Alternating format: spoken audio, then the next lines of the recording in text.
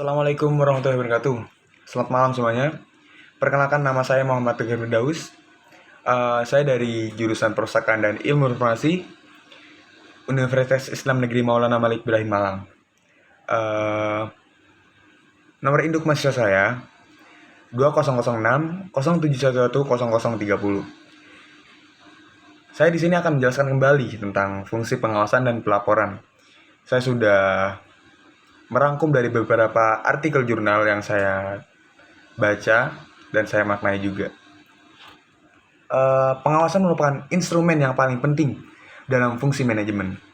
Fungsi pengawasan dalam manajemen adalah upaya sistematis dalam menetapkan standar kerja dan berbagai tujuan yang direncanakan, mendesain sistem informasi umpan balik, membandingkan antara kinerja yang dicapai dengan standar yang telah ditetapkan, menentukan apakah terdapat penyimpangan, dan mengambil tindakan yang diperlukan untuk memastikan bahwa seluruh sumber daya perusahaan dipergunakan secara efektif dan efisien. Di sini ada beberapa ciri-ciri dari pengawasan. Baik, saya akan sebutkan. Pengawasan harus bersifat fact-finding. Pengawasan harus bersifat preventif. Pengawasan diarahkan kepada masa sekarang. Pengawasan sekadar alat untuk meningkatkan efisiensi. Pelaksanaan pengawasan harus mempermudah tercapainya tujuan. Proses pelaksanaan pengawasan tujuan harus efisien. Pengawasan yang dimaksud untuk menemukan apa yang tidak benar. Pengawasan harus bersifat membimbing. Selanjutnya saya akan membacakan tujuan dari pengawasan. Tujuan pengawasan secara umum untuk menciptakan suatu efisiensi dan efektivitas dalam setiap kegiatan dan berusaha agar apa yang direncanakan dapat menjadi kenyataan. Selanjutnya saya akan menjelaskan tentang laporan. Laporan adalah gambaran tentang apa, what, yang terjadi, di mana, where, kejadian itu terjadi, kapan, when, terjadi, dan mengapa, why terjadi, siapa, who, yang bertanggung jawab atas sesuatu yang terjadi, dan bagaimana itu terjadi, how. Konsep ini dikenal dengan 5W1H. Karakteristik laporan adalah sebagai berikut. Yang pertama adalah laporan biasanya diminta oleh seseorang yang memiliki kewenangan yang lebih tinggi. Pelaporan kembali ke atas struktur organisasi. Laporan disusun secara sistematis. Laporan menekankan pada objektivitas. Laporan dibuat untuk hal yang terbatas. Selanjutnya saya akan menjelaskan tentang 3 metode laporan. Yang pertama adalah pelaporan tertulis, yang kedua pelaporan grafis, yang ketiga adalah pelaporan lisan. Baik, pelaporan tertulis.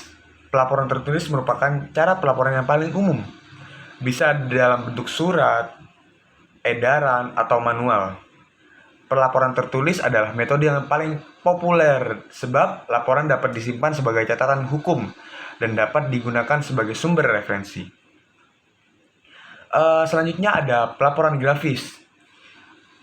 Pelaporan grafis adalah laporan dapat disajikan dalam bentuk bagan, diagram, dan gambar. Laporan ini memiliki keuntungan dan pemahaman cepat tren informasi yang disajikan. Selanjutnya ada pelaporan lisan. Pelaporan lisan dapat dilakukan dalam 2 bentuk.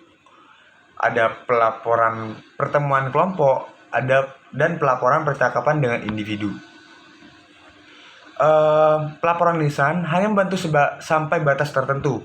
Ini tidak dapat menjadi bagian dari pengambilan keputusan secara manajerial yang penting. Jadi, di dalam pelaporan yang memiliki keefektifan yang paling tinggi ada pada pelaporan tertulis. Yang paling efektif dalam jangka panjang dan menjadi sumber catatan hukum dan sumber referensi adalah pelaporan tertulis. Dan yang paling hanya untuk sementara ada pelaporan lisan. Jadi pelaporan tertulis dapat dibantu dengan pelaporan lisan dan pelaporan grafis. Selanjutnya ada tujuan penyusunan laporan. Tujuan penyusunan laporan adalah agar informasi yang disampaikan jelas dan mudah dipahami Oleh sebab itu, materi laporan yang disajikan cukup untuk diketahui oleh pembaca. Adapun fungsi pelaporan sebagai berikut. Yang pertama adalah pertanggungjawaban atau dan pengawasan. Ada penyampaian informasi, ada bahan pengambilan keputusan, ada juga sebagai alat untuk membangun kerjasama serta berkoordinasi dengan unit-unit lain atau bisa dibilang dengan relasi, sebagai salah satu alat untuk memperluas ide dan menukar pengalaman. Jadi setiap ada pelaporan, kita dapat mengevaluasi apa yang kita lakukan sebelumnya. Begitu. Menurut saya sudah. Terima kasih. Menurut saya sudah cukup. Mohon maaf kalau ada salah-salah kata atau perbuatan.